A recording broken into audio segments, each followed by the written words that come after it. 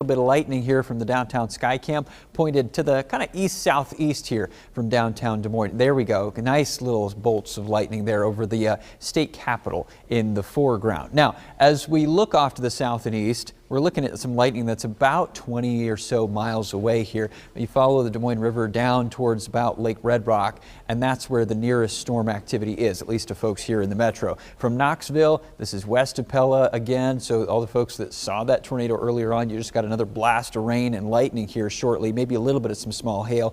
Prairie City, Monroe, up towards Newton, northeast of there, northwest of Grinnell, and then trailing basically between Marshalltown, Tama, Toledo, there along Highway 30, and then eventually up towards Waterloo and Cedar Falls. The other end of this line, if you go the southerly direction, Marion County there, Knoxville, back towards Melcher, Dallas, and then southward into Lucas County, Sheraton, a little thinner batch of storms here. It's not as potent, but still going to get probably a gust of wind as you head along Highway 2 east towards Corydon, much of Wayne County, Allerton, a little bit of some rain, probably a fair amount of rain, and some lightning and thunder there as well. The good news is none of these storms have severe thunderstorm warnings on them, but we still have the severe thunderstorm watch for these pink colored counties in eastern Iowa until 4 a.m. officially, but basically as this line of storms continues eastward, the Weather Service is basically going to chop off the westmost line of counties each and every, probably hour by hour, through the rest of the overnight time frame. So there's your current storm situation. This is basically an eastern Iowa thing now.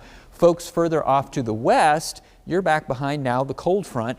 Winds have turned to the west and northwest, air's drying out and cooling down, and that's basically going to kill off any chance of storms. So if you're west of the storms now, you're in the clear here for the overnight hours. And you can see that effect, right? Other side of I-35, western Iowa already falling into the 40s for temperatures. They're still upper 70s in the southeastern quadrant of the state, and that's where our winds are still coming out of the south to southeasterly direction, sort of feeding into those storms.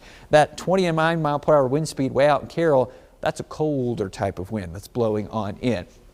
So hour by hour, we get rid of these storms. The next few hours, probably by midnight, maybe a few broken line of storms off to the east, but these will be starting to dissipate. Should be done by the time we hit daybreak tomorrow, or at least maybe a couple of cells won't be any closer than probably the Mississippi River Valley. A few clouds to start off the day on your Wednesday, and then I think at least the southern half of Iowa, we start to dissipate those clouds, keep them mainly in the northern part of the state here into tomorrow. Most of the rest of the state gets some sunshine, but some cold, gusty winds replace the storms that we had today. Probably going to see tomorrow afternoon, much of the day really, 35 to maybe some 40 mile per hour wind gusts out of the west to northwest, and probably only temperatures into the 40s, which means wind chills will be down into the 30s. But tomorrow's probably the worst day of the 8-day forecast at this point. We work our way back into the 50s Thursday, Fridays. We've got 60s. We're pushing near 70 on Saturday, and that's with a decent amount of sunshine too. Probably going to start to see some stuff bloom here shortly, and it's pretty warm all the way into next week.